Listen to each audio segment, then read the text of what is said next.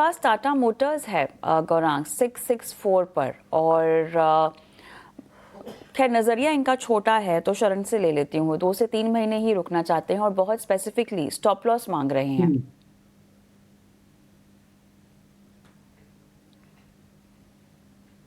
कि टाटा मोटर्स का आप टेक्निकल चार्ट देखें तो काफी नेगेटिव है, मगर मैं एक बात बोलना चाहता हूँ, कंपनी में जितनी नेगेटिव न्यूज हो सकती है आ चुकी है। अभी आगे चल के मुझे नहीं लगता है कोई और टेक्निकल या नेगेटिव न्यूज कंपनी में बाकी है। अगर आपको स्टॉप लॉस रखना है इनके लो पे अराउंड 550 का स्टॉप लॉस रख के स्टॉक में बने रहे, ये आगे चल के काफी अच्छा कॉन्ट्रा प्ले भी हो सकता है अगर आपको स्टॉक में बने रहना है। मगर फिर भी 550 का स्टॉप लॉस रखे। वो लास्ट टाइम वहां से ही स्टॉक में बता देता हूँ आपको 2018 में आसपास, 2023 में स्टॉक ने 550 के लेवल को ब्रेक करते हुए अपना लाइफ टाइम हाई बनाया।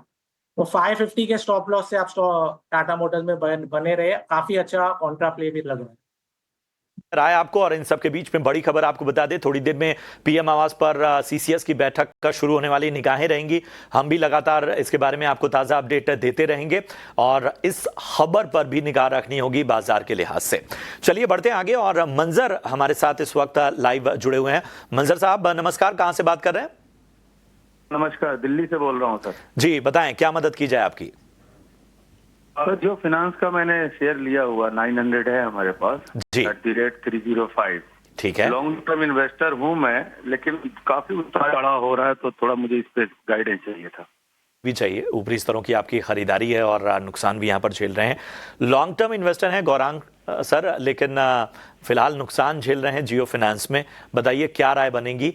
305 रुपए का भाव जो है उनकी खरीदारी का है। देखिए, लक्ष्यांक के रूप में अगर आप पूछे तो लंबी अवधि के लिए 350 के आसपास का लक्ष्यांक है, और इनके पास एक मौका भी था जब ये अभी अभी मेरे ख्याल से 2-3 हफ्ते पहले 210 तक पहुंच गया था। मेरे ख्याल से उसी दिन के आसपास, उसी समय के आसपास हम हमारी चैनल ईटीन हाउस स्वदेश पर थे और हमने ये टिप्पणी करी थी कि जब इसका विभाजन हुआ और इसका मूल्यांकन निर्धारित करने के लिए एक आधे घंटे का स्पेशल सेशन रखा गया, तो इसकी बुक वैल्यू करीबन 200 के आसपास थी। 260 के ऊपर गया और फिर नीचे के तरफ काफी लंबे समय तक कामकाज करता रहा, और फिर आखिरकार ये 260 275 पे गया और फिर वापस नीचे की तरफ के दायरे। मौजूदा स्तर करीबन 260 के आसपास। यहां पर भी अगर इनके पास निवेश लायक पूंजी है तो 900 शेयर ये बता रहे हैं इनके पास है।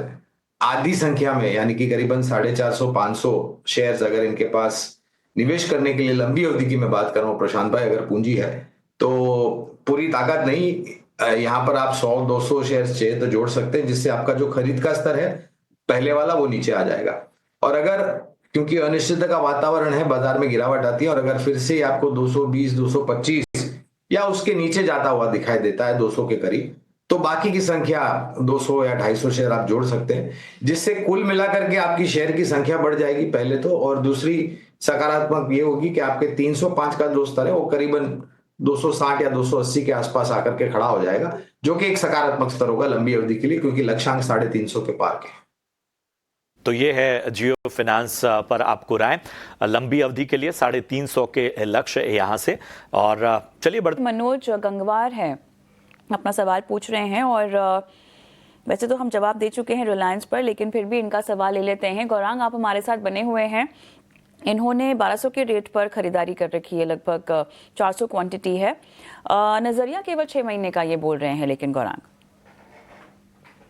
देखिए, मौजूदा परिस्थिति में इस प्रकार की समय सीमा रखना अनिवार्य है, क्योंकि पहले तो अनिश्चितता का वातावरण है, और अगर इनके पास समय सीमा की पाबंदी नहीं है, अगर लंबी अवधि का नजरिया रख सकते हैं।